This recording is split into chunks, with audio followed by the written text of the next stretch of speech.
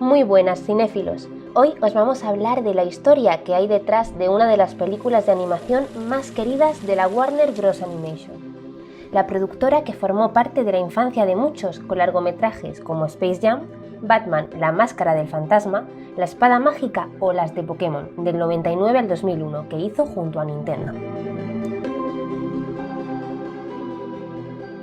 A las puertas del nuevo milenio, produjo una que, como muchas grandes obras del cine, no triunfó en taquilla, pero adquirió gran importancia con el paso del tiempo. Hablamos del Gigante de Hierro.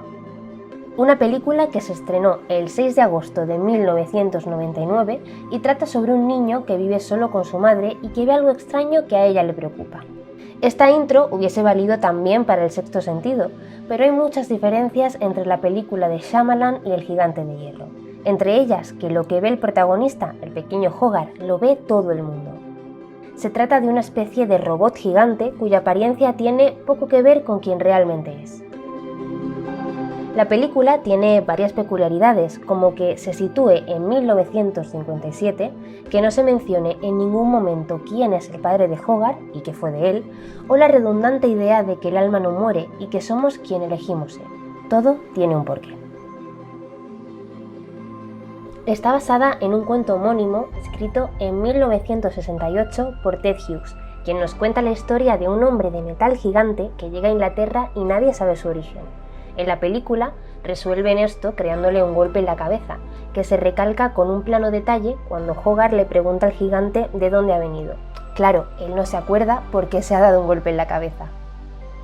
El gigante del cuento también come maquinaria agrícola y le colocan una trampa para que caiga en un pozo.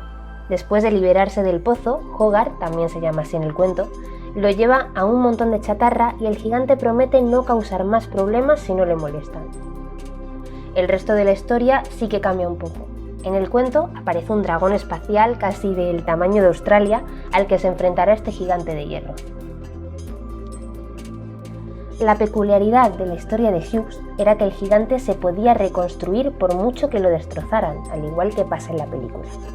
Una idea que sacó pensando en su familia después de que su mujer se suicidase cuando sus hijos eran aún pequeños. Lo curioso de todo es que antes de hacer la película, Brad Pitt sufrió la pérdida de su hermana, asesinada a tiros por su esposo. Esto es importante. ¿Por qué?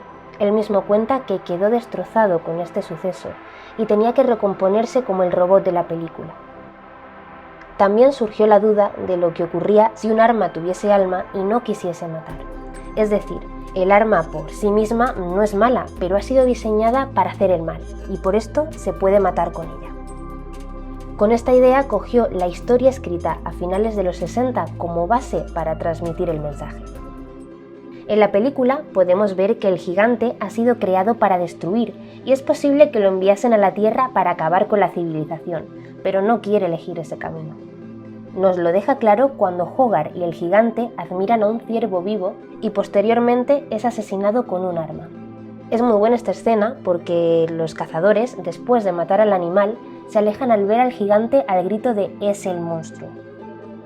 Con respecto al padre de Hogarth hay muchas teorías. No se nos habla de él, pero sí que se nos dan pistas.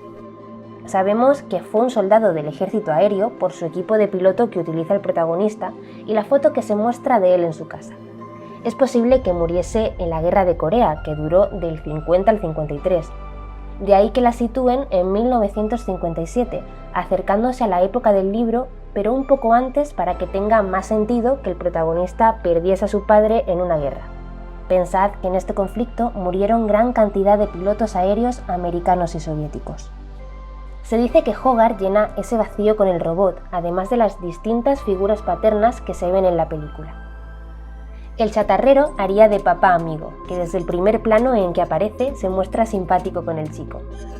Por otra parte, tendríamos el papel de padre malo que juega a Ken Masley, con sus ideas del ejército y rectitud ante la vida.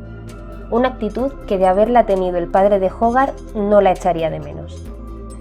Hay diversas reflexiones con el comportamiento que tiene frente a la vida y la muerte siendo tan pequeño, pero sabemos bien que Hogarth tiene claro que las almas no mueren.